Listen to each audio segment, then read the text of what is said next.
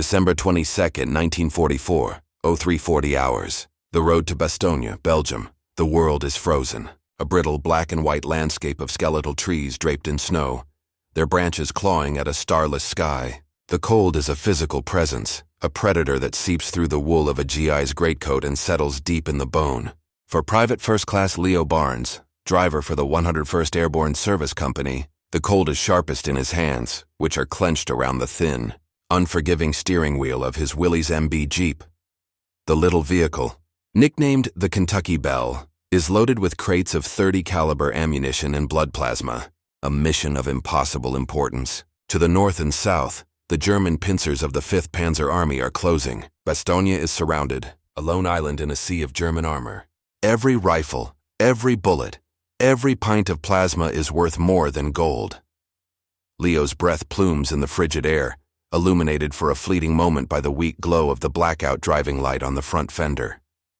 He can feel every rut in the frozen track through the wheel. The Jeep shudders and groans, its 4-cylinder Go Devil engine a low, determined growl against the oppressive silence of the Ardennes forest. He eases off the clutch, feeling the four-wheel drive bite into the icy mud.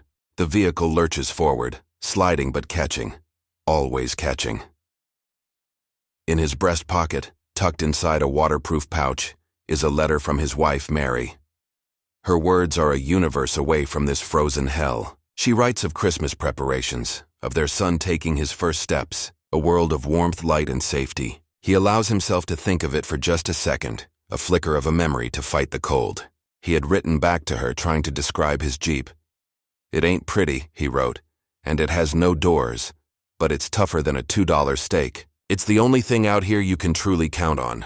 Ahead, a monstrous shape blocks the path. A German Panther tank, its long 75mm cannon pointed uselessly at the sky. It is silent and dead, its crew likely frozen inside.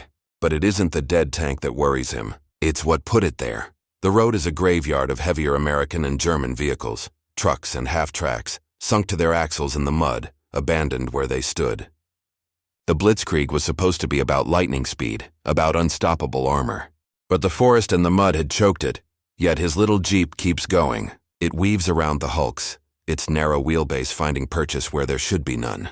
He is one man, in one small, unarmored car, carrying a lifeline for a besieged army. He is a target for any German patrol, a fragile speck in the vast, grinding machinery of the Battle of the Bulge, and the survival of thousands of men may depend on whether this simple, mass-produced machine can conquer a forest that has humbled the most powerful tanks in the world.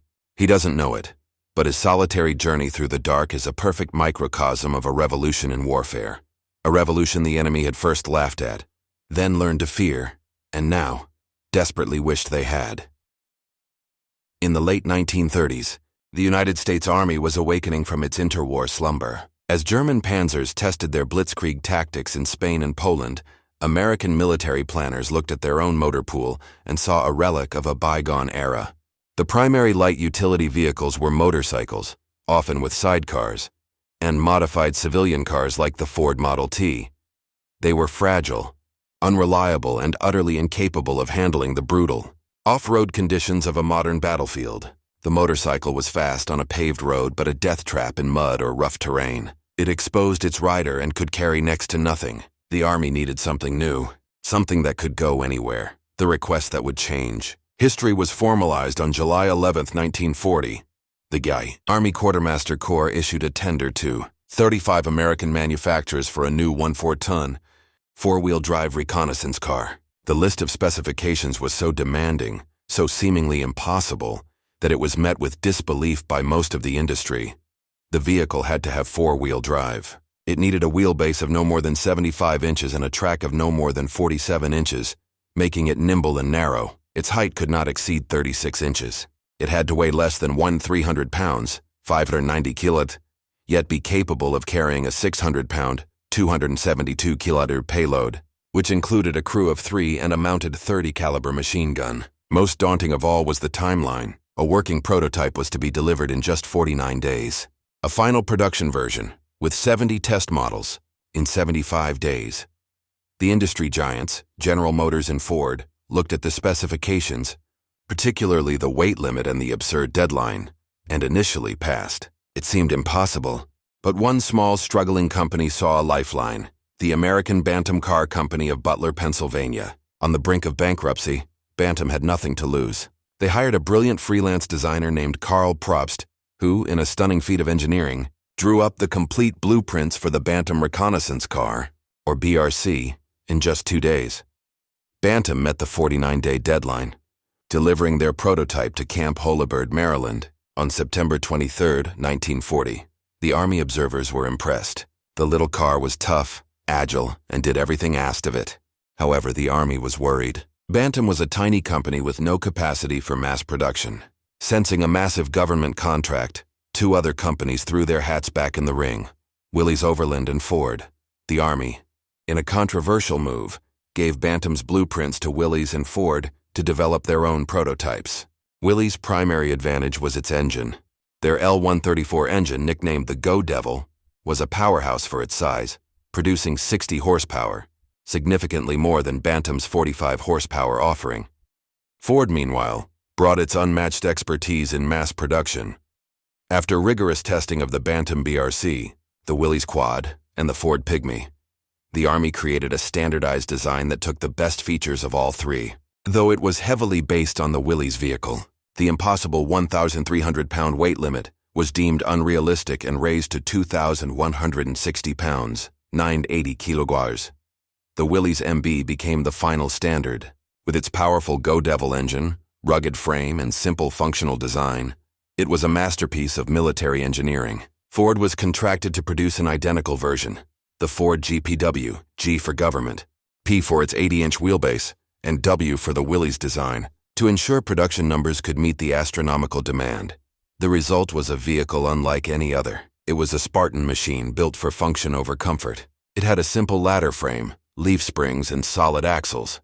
There were no doors, a canvas roof, and a windshield that could be folded flat. Everything was designed for utility and ease of repair. A soldier with a basic toolkit could practically rebuild it in the field. This small, unassuming vehicle, born from a desperate need and an impossible deadline, was about to be shipped to every corner of the globe. And the world's most powerful armies would never be the same. For hundreds of thousands of young American men plucked from farms, cities, and suburbs, the first encounter with the Jeep was a rite of passage. In the sprawling training camps of 1942 and 1943, it stood in stark contrast to the sleek, chrome-adorned cars they had left behind. The initial impression was one of crude simplicity. There was no shine, only olive-drab paint. The seats were simple canvas pads stretched over metal frames. The dashboard was a flat piece of steel with a few essential gauges: speedometer, fuel, oil pressure, temperature. To start it, you didn't turn a key. You pressed a button on the floor with your foot. It felt less like a car and more like a piece of agricultural equipment. But then came the training. Instructors, hardened by experience, showed them what it could really do. They learned to ford streams with water splashing over the hood, the high-mounted air intake and distributor keeping the Go Devil engine alive. They learned how to churn through mud that would swallow a 2-wheel drive truck, the 4x4 transfer case engaged, all 4 wheels digging and clawing for traction. They drove it up impossibly steep gradients, the vehicle's low center of gravity keeping it planted. Soldiers discovered its almost limitless versatility. It could be a reconnaissance vehicle, scouting ahead of an armored column, mount a Browning .30 caliber or the fearsome M250 caliber machine gun on a pintle, and it became a mobile weapons platform, a gun jeep capable of laying down devastating fire. With the windshield folded down and the front bumper resting against a wire fence, it could push through barbed wire obstacles. They learned to use the power takeoff to run generators or pumps. Medics fitted them with litters to evacuate 2, sometimes 4, wounded men from the front lines, turning them into makeshift ambulances. Generals used them as command cars, standing in the passenger seat to survey the battlefield. On airfields, they served as follow-me cars for massive B-17 bombers. In the fields of France, farmers would see soldiers using them to tow plows. An intimate bond formed between man and machine. The Jeep was reliable in a way that few other things were in a world of chaos and uncertainty. It started in the brutal cold of the Ardennes and the searing heat of the Sahara. It rattled and shook, it was loud, and it exposed its occupants to the elements and enemy fire. But it almost always got you where you were going. This affection manifested in the names lovingly painted on their hoods: Daisy May, Old Faithful, Stinky. The Jeep wasn't just another piece of government-issued equipment like a rifle or a helmet. It had a personality. It was a partner, a stubborn, tenacious workhorse that shared every hardship. It was the mechanical embodiment of the American G.I. himself, unpretentious, adaptable, and far tougher than it looked. This deep-seated trust and affection would be a critical yet unquantifiable asset on battlefields across the globe. On the other side of the Atlantic, the German High Command, the Oberkommando der Wehrmacht, OKW, viewed the early reports of America's new wonder weapon with a mixture of arrogance and amusement. German engineering philosophy was rooted in precision, specialization, and technical sophistication. Their war machine was built around magnificent, terrifying weapons like the Tiger tank, the 80mm gun, and the Stuka dive bomber. Their own light utility vehicle, the Volkswagen Type 82 Kübelwagen, was a reflection of this. Designed by Ferdinand Porsche, the Kübelwagen was a clever and effective vehicle. It was lightweight, fuel-efficient, and its air-cooled engine made it reliable in both the heat of Africa and the cold of Russia. It was well-engineered, with a stamped ribbed body for strength and a smooth underbelly that allowed it to slide over sand and snow. When German intelligence first analyzed the American Jeep, they saw a crude, almost primitive design. It was heavy for its size compared to the Kübelwagen. Its water-cooled engine was a liability in the desert and required precious antifreeze in the winter. It lacked the clever engineering touches of their own vehicle. Nazi propaganda was quick to seize on it as a symbol of America's unsophisticated, mass-produced culture. It was a tin can, a cheap toy spat out by Detroit's factories, a poor imitation of superior German design. Strategically, it didn't fit their doctrine. Blitzkrieg was about concentrated force, Schwerpunkt. Armored spearheads of panzers and mechanized infantry would smash through enemy lines, while slower infantry units followed to mop up. Reconnaissance was performed by specialized armored cars like the 8-wheeled SAD-KFSA 234 Puma, or by the nimble but vulnerable Kübelwagen. The idea of a single, unarmored vehicle performing dozens of different roles seemed inefficient and amateurish to a military that had a specific vehicle for nearly every task. The most critical difference, and the one the Germans initially overlooked, was the drivetrain. The Kübelwagen was only two-wheel drive. While its lightweight and clever design gave it good off-road performance, it could not compete with the sheer brute force of the Jeep's four-wheel drive system. German engineers believed 4044 was too heavy, too complex, and too fuel-hungry for a light vehicle. They saw the Jeep not as a threat, but as a confirmation of their own superiority. They expected it to get stuck in the mud of the Eastern Front, to overheat in the sands of North Africa, and to be easily destroyed by a single machine gun burst. It was a disposable product from a disposable culture, no match for the steel and genius of the Third Reich. This profound underestimation, born from engineering arrogance, would soon collide with the brutal reality of the battlefield. The deserts of North Africa became the crucible where the Jeep's reputation was forged in fire and sand. In the vast open expanse of Libya and Tunisia, the theories and expectations of the German High Command evaporated under the relentless sun. Here, the war was one of motion. The British 8th Army and Rommel's Afrika Korps surged back and forth across hundreds of miles of desolate terrain. Supply lines were stretched to the breaking point, and reconnaissance was paramount. It was an environment that punished mechanical failure and rewarded mobility above all else. For the Germans, the Kübelwagen performed admirably, its air-cooled engine untroubled by the lack of water. But when faced with soft sand dunes or treacherous rocky wadis, its two-wheel drive limitations became apparent. Heavier German vehicles, from Opel Blitz trucks to Panzer IIIs, often bogged down, becoming stationary targets for artillery and air attack. Then came the Jeep. It arrived with the American forces during Operation Torch in late 1942, and it immediately began to change the tactical equation. Allied soldiers quickly discovered that the Jeep, with its Go Devil engine roaring and all four wheels churning, could navigate terrain that was simply impassable to the enemy. Imagine a German reconnaissance patrol from the 15th Panzer Division deep in the Tunisian interior. They are in a pair of Kübelwagens and a heavier SDKFZ 222 armored car. They feel secure, their vehicle's 20mm cannon a potent threat. Suddenly on the horizon they spot a low cloud of dust. Not one but a dozen small, flat silhouettes emerge from the heat haze. They are American Jeeps, fanning out in a wide formation. The German commander might scoff at the unarmored targets. He orders his 20mm gunner to open fire. The shells kick up plumes of sand around the jeeps, but the small vehicles are moving too fast, jinking and weaving unpredictably. They don't charge head-on. Instead, they use their superior speed and mobility to flank the German position. Several jeeps, each armed with a heavy .50 caliber machine gun, crest a nearby dune, opening fire from an unexpected angle. The heavy .50 caliber rounds slam into the thin armor of the SAG KFZ 222, not necessarily penetrating, but rattling the crew and chipping away at their confidence. Other rounds rip through the thin steel of the Kübelwagens, forcing the crews to take cover.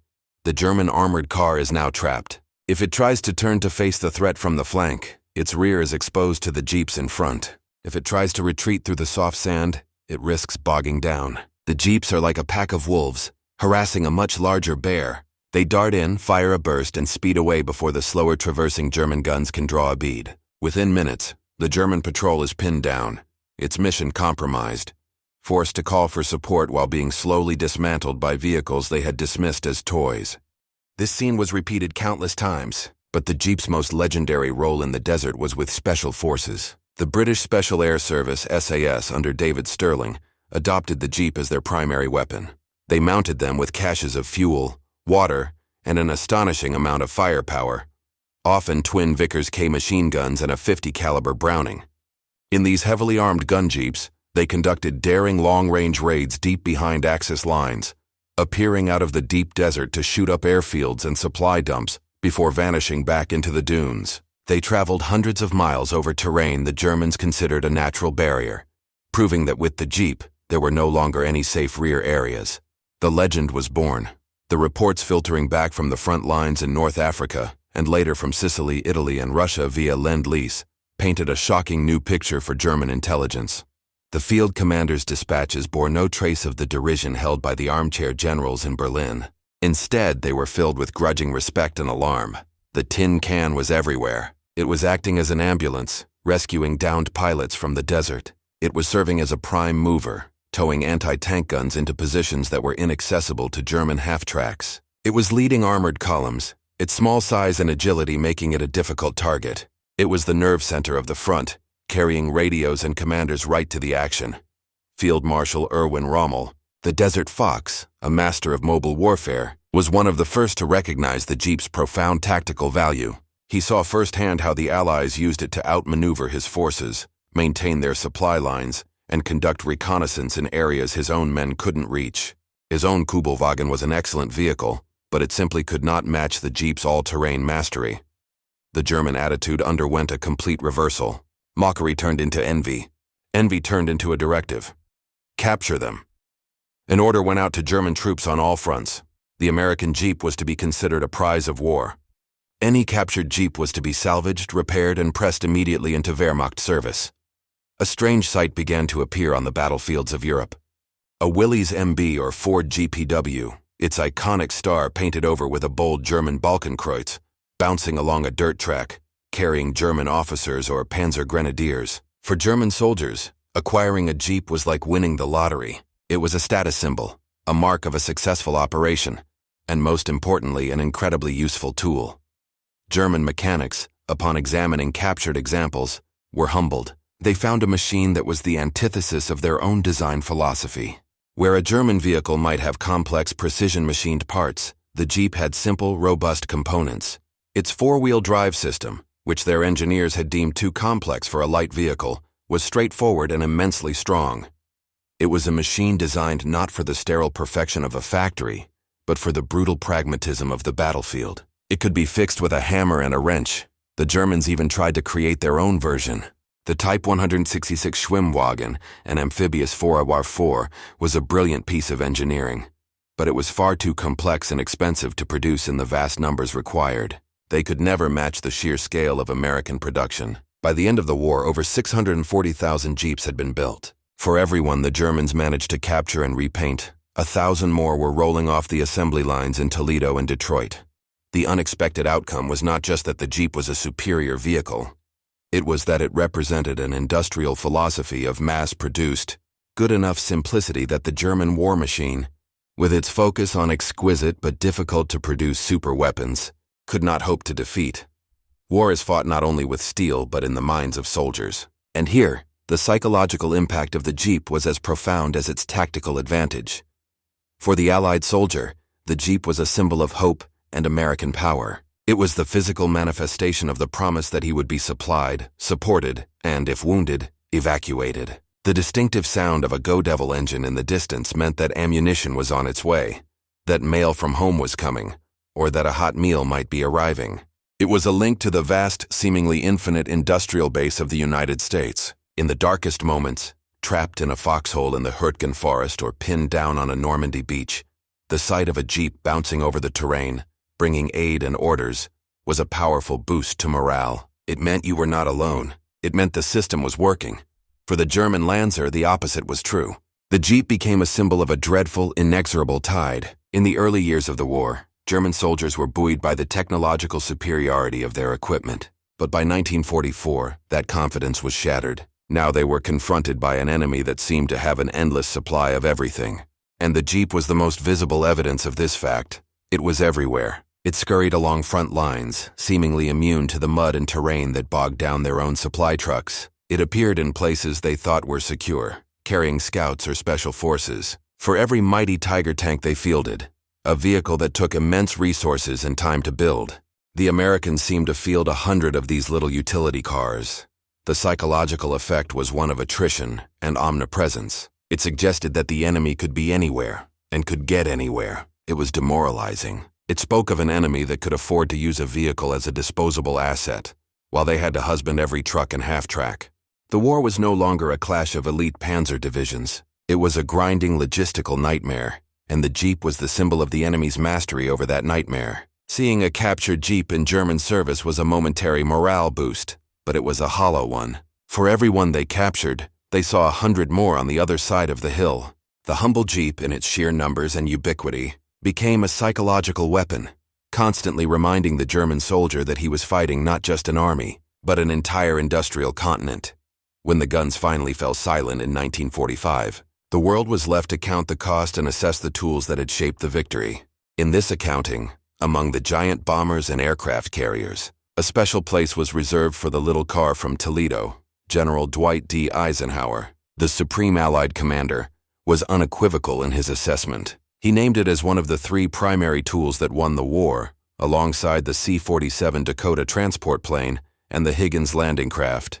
War correspondent Ernie Pyle, who lived and died among the infantrymen, wrote that the Jeep did everything. It goes everywhere. It's as faithful as a dog, as strong as a mule, and as agile as a goat. It consistently carries twice what it was designed for, and still keeps going. Its operational significance was staggering.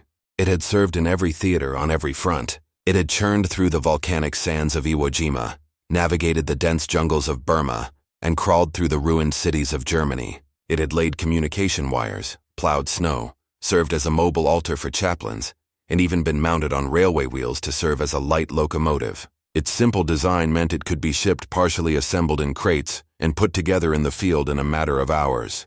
This versatility and reliability were not just convenient, they were a force multiplier, allowing Allied armies to move faster, communicate better, and sustain themselves further than their opponents. But the Jeep's impact did not end with VJ Day.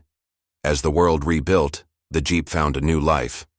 Willys Overland immediately began producing the CJ2A, the first civilian Jeep, marketing it to farmers and ranchers as the ultimate all-purpose work vehicle. It created an entirely new category of automobile, the civilian off-road vehicle. Its influence spread globally. In Great Britain, the Rover Company, inspired by a surplus Jeep used on a farm, developed the Land Rover. In Japan, Toyota reverse-engineered a captured Jeep, a project that would eventually evolve into the Land Cruiser. The DNA of the Willys MB is present in virtually every SUV and 4x4 on the road today. The story of the Jeep is more than just the story of a car. It is a lesson in the philosophy of warfare and industry. It proved that sometimes, simple, rugged, and numerous is superior to complex, exquisite, and few. It was the embodiment of the American can-do spirit, a no-nonsense tool designed to solve a problem. It was never the most glamorous weapon of the Second World War. It offered no armor to its occupants and possessed no inherent firepower. But it was the great enabler. It was the machine that got the soldier, the gun, the supplies, and the orders to where they needed to be. It was the tireless, unassuming workhorse that helped carry the free world to victory.